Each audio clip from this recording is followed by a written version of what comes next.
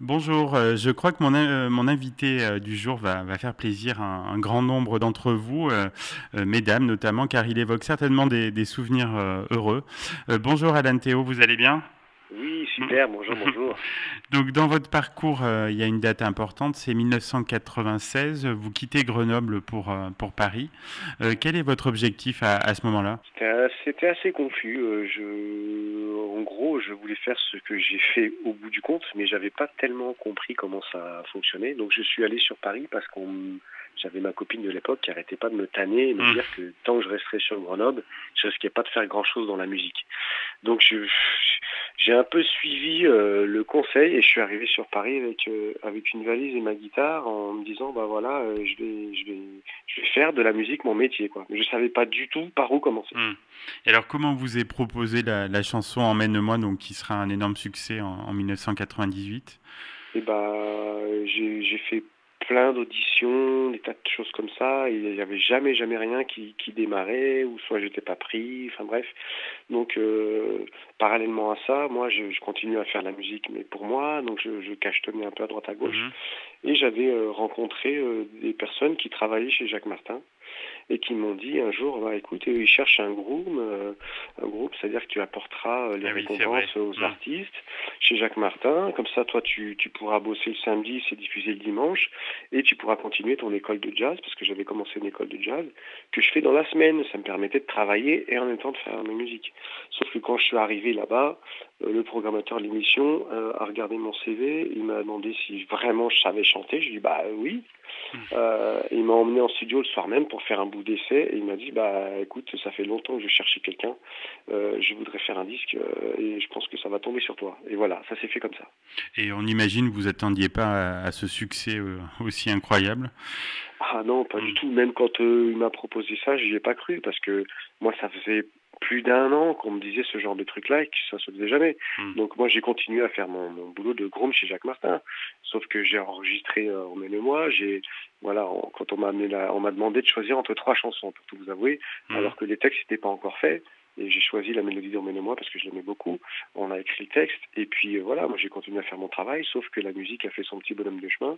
Elle a commencé à circuler en maison de disques et une chose que j'avais pas du tout appréhendée et que la personne qui voulait produire ce titre-là n'avait pas appréhendé, c'est que tous les attachés de presse et toutes les personnes de maison de disques étaient chez Jacques Martin à ce Et moment-là, oui, parce que c'est oui, vraiment oui. l'émission phare. Hmm. Donc quand ils ont fait le rapprochement entre la chanson, moi, le fait qu'ils avaient eu ce titre-là dans les mains, c'est une maison de disques qui m'a dit, écoute, on va te signer, toi, sur les mois, c'est extraordinaire. Mais moi, j'y croyais toujours pas. Donc j'ai Hmm. continué à travailler chez Jacques Martin. La même année, Lola aussi a un beau succès, non? Bah, en fait, le truc, c'est que on a sorti sur les radios fin 97 en moi et ça a marché immédiatement.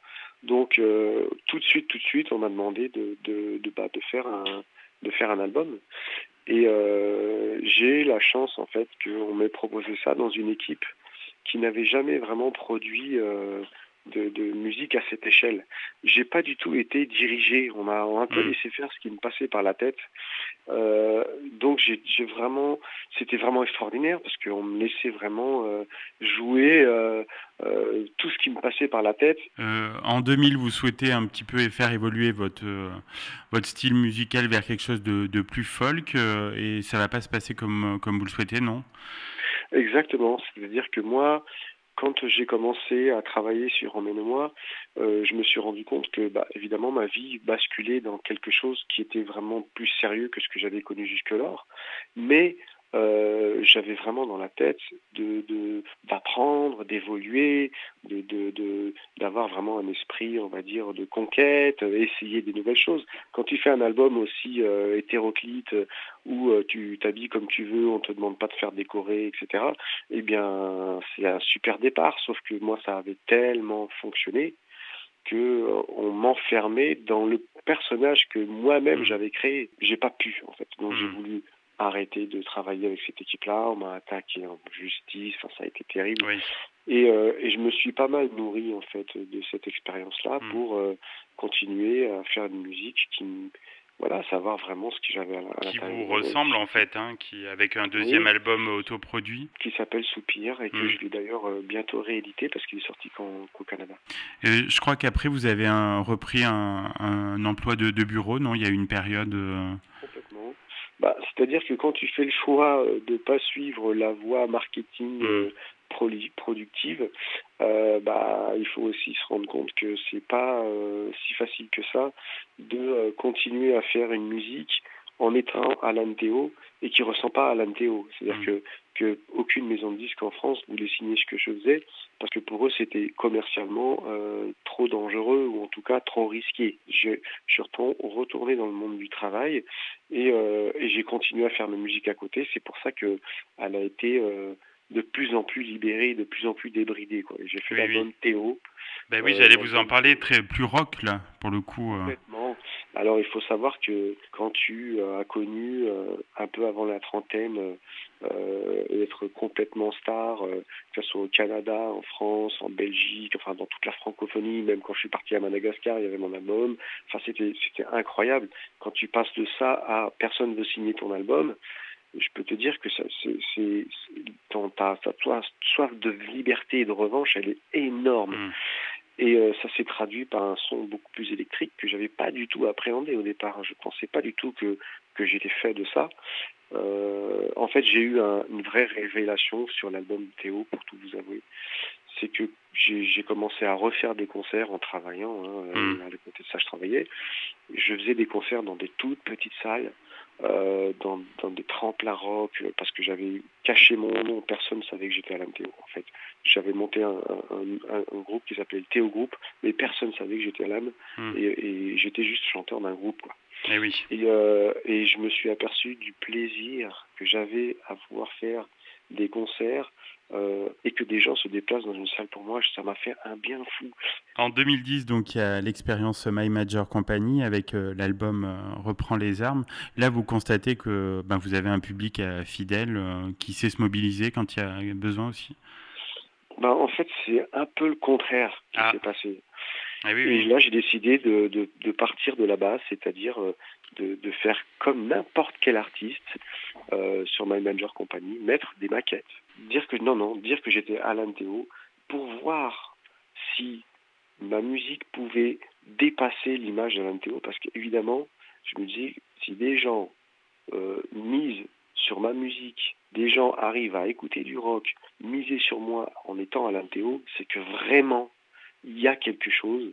Hmm. En 2 mois, les internautes ont versé 100 000 euros. Depuis 2015, donc, vous avez Génération Boys Band avec Chris de G-Squad et Franck des To Be Free.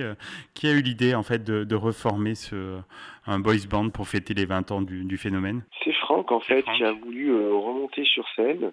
Et bah, il se sentait pas trop de le faire tout seul. Et il a évidemment appelé Chris parce qu'ils s'étaient déjà croisés avant. Hmm. Ils se sont dit, tiens, pourquoi pas Alan Théo? C'était pas un boys band, mais on l'appelait le boys band à lui tout seul. Hmm. Et il faisait partie de ce courant malgré tout. Pour moi, Génération Boys Band, c'était une récréation. Et surtout, avoir un contact avec des gens qui ont adoré. Ben, c'est ça en fait, moi.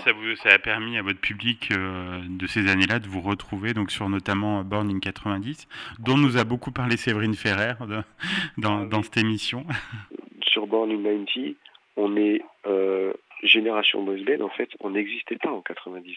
C'est-à-dire qu'on est le seul groupe qui existe, qui représente les années 90, alors que on était tous de groupes différents à l'époque. Quels sont vos projets, Alan Théo, pour la rentrée? Alors là, je suis en train je vais mettre sous presse la réédition de l'album Soupir, donc, qui est mon deuxième album, qui était très folk, celtique, qui n'est sorti qu'au Canada, pour les raisons que j'ai évoquées tout à l'heure. Je suis en train, et aujourd'hui j'ai fait les voix, je suis en train de ressortir un single 2 titres de Emmène-moi, attention, réenregistré parce qu'il est trouvable nulle part, on peut même pas l'écouter sur Deezer ou Spotify, c'est des histoires de droit, enfin bref, et tout le monde me dit où est-ce que je peux le trouver, où est-ce que je peux le trouver, je ne sais pas, je vais vous le faire, donc je l'ai réenregistré à l'identique. Et j'ai fait aussi une version d'aujourd'hui qui est complètement débridée. Ça, je vais aussi éditer ça. Et puis, je suis sur un énorme projet qui s'appelle Orchestra, qui est un mélange de rock et d'orchestre symphonique. Et sur scène, en fait, je joue avec un orchestre symphonique au complet. Ça, c'est vraiment le truc de l'année prochaine qui va sortir. Bah, très sympa, vous nous avez mis l'eau à la bouche, on attend donc tout ça et merci en tout cas d'avoir participé à l'émission, c'était un plaisir. Je vous en prie, merci beaucoup de m'avoir contacté. Au revoir.